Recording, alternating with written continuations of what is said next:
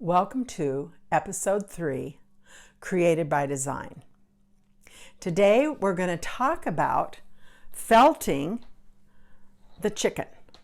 If you remember last episode, I said this chicken was on my needles, and I have since gotten this chicken all knitted, felted, and I'm actually pretty pleased with this chicken. And I may felt all the chickens in the future because I really like the surface. I like the tension that you get with the felting. I'm going to tell you my step-by-step. It was going to be a success or failure, and you were going to see the results. And I'm actually quite relieved to sit here and tell you that it was a success. But it was a process getting to the success. So once I got the knitting all done, and before I put the little comb on and the beak, these two items here are not felted. I actually went online and Googled and read up a little bit about hand felting. I knew you could put it in a washing machine, but I had been told that only a top loader worked. Well, I don't have a top loader, mine's a front loader, so I didn't even think about going ahead and doing it with the washing machine. So I got the hot water in my kitchen sink. You'll be seeing some still shots of the process. I put the kitchen soap in the water. The reason why one wants soap, especially with lamb's wool, is there's a lot of lanolin in that wool, unless it's superwash wool, and superwash wool will not felt. But this was not superwash and has quite a fiber to it, and so it needed the soap to help break down whatever lanolin was left in the wool. And it also, they say the sudsing helps those fibers begin to combine together. Well, I sloshed it, literally. Even had my grandma's old potato masher, thinking that might be good to work it in the hot water. I had rubber gloves on, as they say is a good thing to do, because the rubber gloves actually had a little texture to the palms, so that helped. I was rough with this wool. And I did that probably for about 20 minutes. And I would take it out and look at it, and I could tell that it was starting to felt. You could see there was some of the fiber was lifting and getting kind of all meshed together. None of it came off in the water. It was just interlocking together a bit. And but I knew it had a long ways to go. Even after 20 minutes, it had a long ways to go before it was going to be to what I had envisioned in my mind.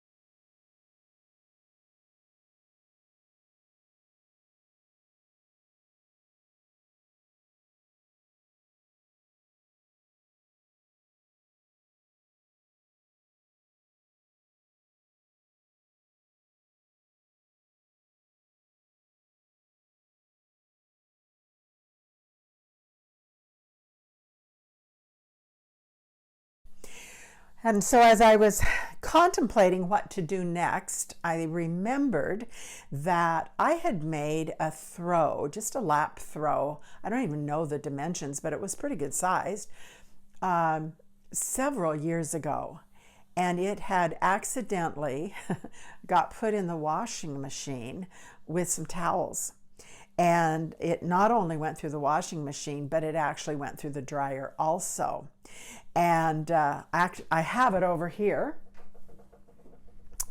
And this, which is now maybe 2.5 feet by a 1.5 feet, very thick. It's almost an inch in thickness. And this now has become a throw that I put in the seat of a big chair that our little shedding dog, his name's Rusty. I'll actually post a picture of Rusty. Rusty likes to get up in this one chair and lay. Well, Rusty sheds. And so I needed something in that chair. Well, this wonderful felted throw, which is now super thick, and I have to say has some Rusty hair embedded in it, is what I put on that chair. And I actually like the look of the felting. And so I had forgotten all about this. Well, all of this happened in my front loader washing machine.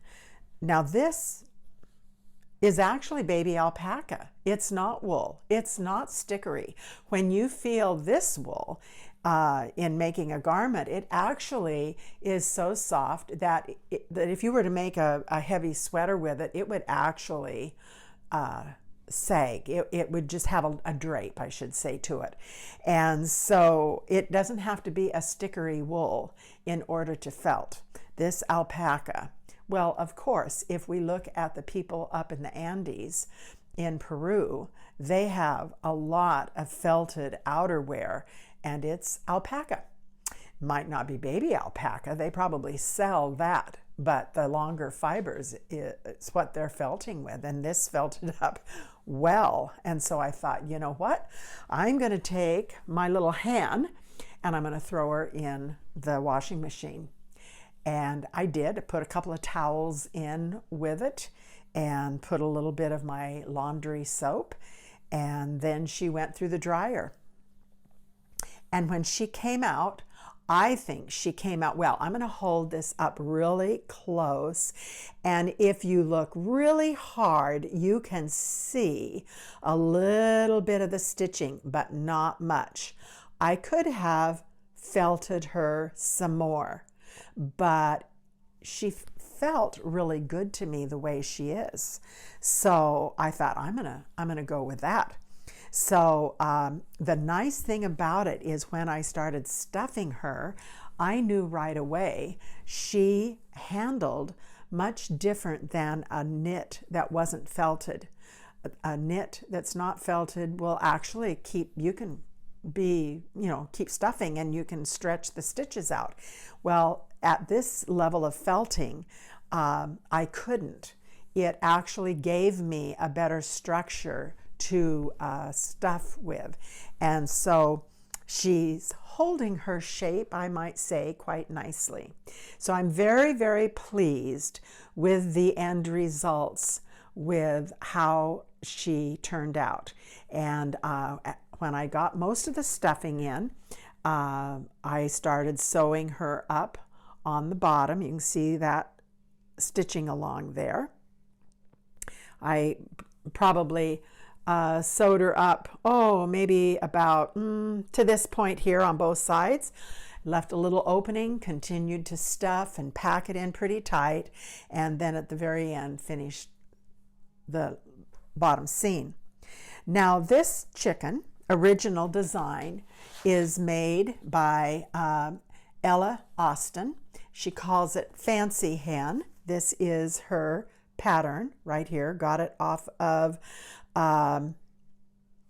Ravelry, which is a big site for knitters and crocheters. And if you've never gone on and investigated the Ravelry site, if you've never investigated Ravelry, do. There's so many free patterns, and there are knitters on there from all over the world. There are thousands and thousands of people use Ravelry, a great resource. And so that's where I got this pattern. I did pay for it, and Ella Austin. Well, she made the original pattern. I have modified. I just want to tell you some of my modifications. Not to be afraid. I think I said the other day that I had heard that a pattern is a suggestion, and we don't have to follow it exactly. I like putting my own little twist. I make my comb up here quite different than what she does. I also proportion out the amount of stitches for the head and the body here and the tail differently. I do increases a little differently than what she does. She does increasing along here and throughout the back here. And I also add some in here because I wanted her to have a little more rounded figure. And so I think this little hen has a few more, is a little more curvaceous, let's say. So maybe someday I'll write all my changes down and share them if anybody's ever interested, although her pattern's very good. I just, after making a few according to the pattern, I decided that I wanted to make some changes.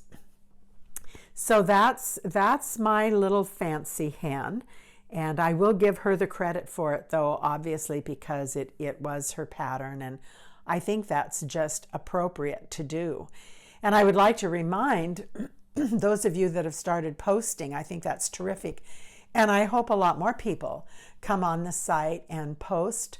Even if your project is not done, tell us about it, what process you're in with it. It doesn't have to be knitting or crochet. There might be all kinds of other things that you do. I would love to see them, and I know other people would too. So I hope that you will be brave and begin to post, and let us see what you're doing. That would be fun.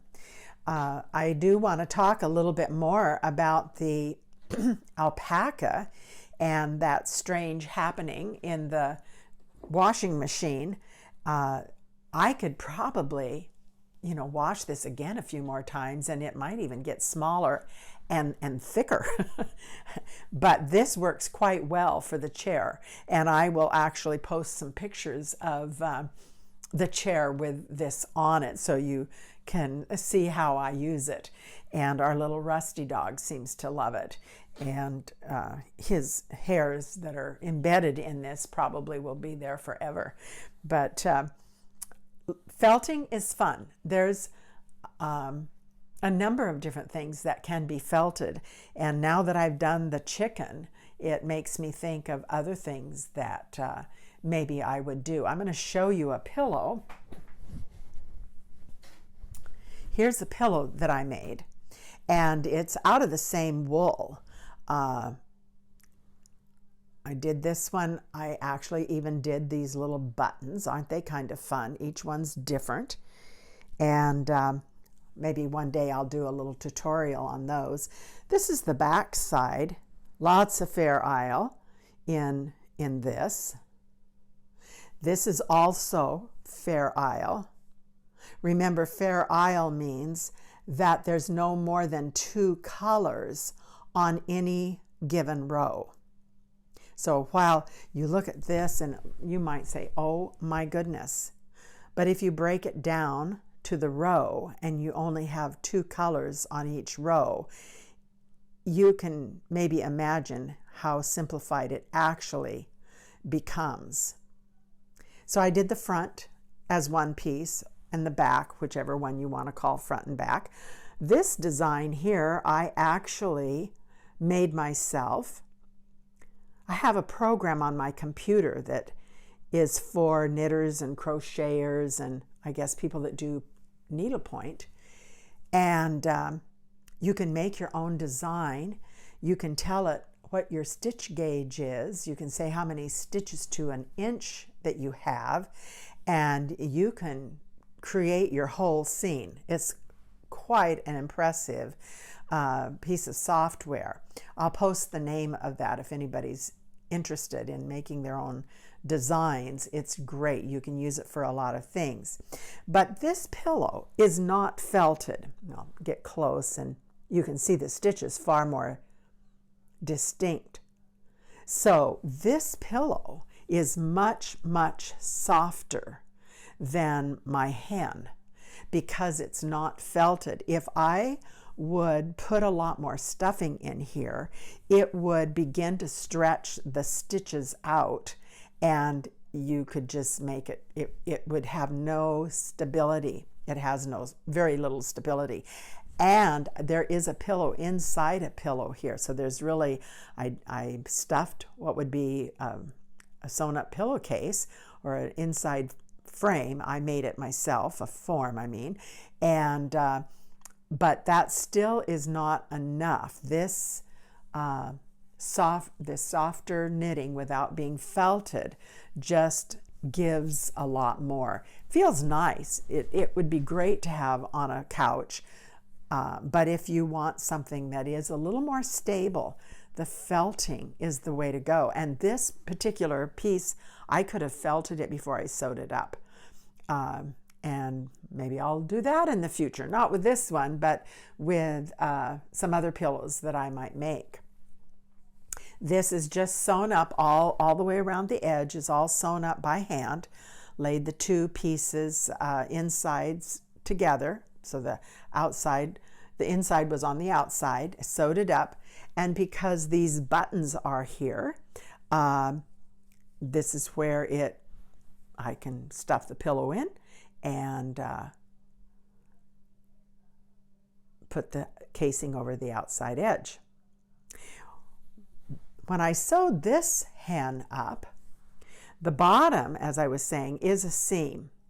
But what I did with the top edge from here to here, that's just straight, I did what's called a 3-needle cast off. And I'm going to hold this very close. And you can hardly tell where it comes together. And in a 3-needle cast off, it almost becomes a hidden seam. Even when I look at it this way, I can hardly see that seam. Well, that's very different than how the original designer put her pillow together. And I think this is a nifty little trick to do with a 3-needle bind off. I could have done that down here, but far more tricky to pick up all these little stitches. It could be done, but a little more tricky. Up here, the stitches were already on. There was a needle on this side and a needle on this side. So very easy to do a 3-needle bind off. If you're not a knitter, that's not going to make any sense to you. But for those of you that knit, that's just a little guideline. I don't know if the crocheting world has some duplication of something that would be a stitch that would maybe be about the same. If you know they do, post for me and let me know.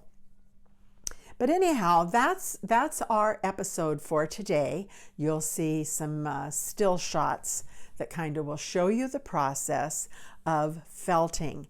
And I think I like the idea of felting, and I might be doing more, especially since I work so much with wool. And hope you enjoyed. Maybe you learned something that you'd never thought about before, or maybe never wanted to think about.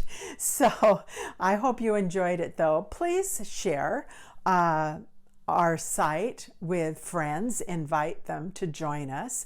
I've now gone over to YouTube simply because recording with YouTube or through YouTube and then bringing it back over to Facebook is a much easier process and gives me a few more possibilities. So you can find me on YouTube also. Maybe a little hard with only 2 episodes. This will be the 3rd one, but I went over there because it just was going to make it easier for me. But if you do view this through YouTube, please do a like, well, if you like it, and a share. That would be really terrific, and invite your friends. And I hope you've enjoyed this episode. We'll see you next time. Bye now.